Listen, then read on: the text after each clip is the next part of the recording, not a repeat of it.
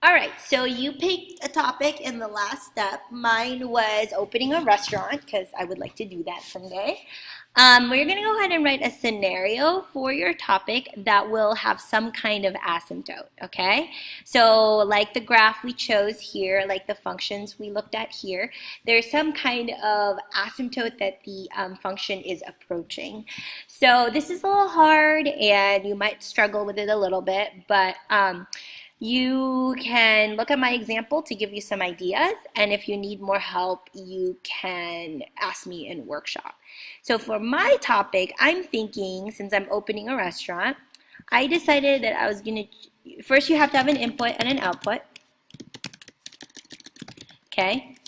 So my input is the number of people who can be in the building, in the restaurant. And my output is how much money I make, how much money people spend, okay? So for every number of people who go into my restaurant, right, they're going to spend more money. And the less people I have in my restaurant, they're also, so the less people, the less money, the more people, the more money they spend. So, but because restaurants are buildings, so restaurants, buildings have limits on how many people can be in them, my input can only be fewer than 50 people. So as you can see, this vertical asymptote, there's some kind of limit, right? You can't be going over 50 people for me. This one, you can be over 50, but for my specific scenario, I will have at less than 50 people.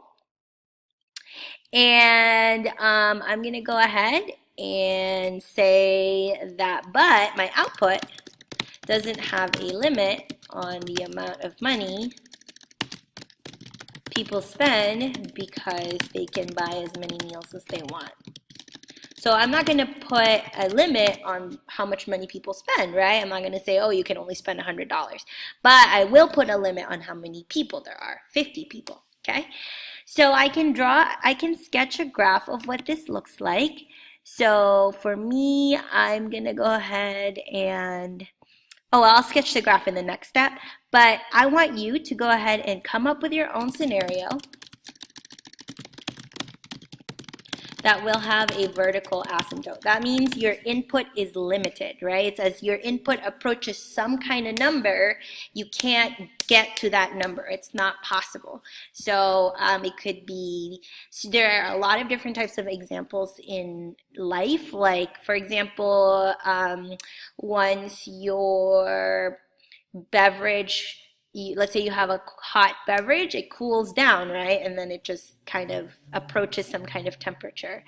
Or let me write down some examples for you. So examples, temperature of a beverage, or population.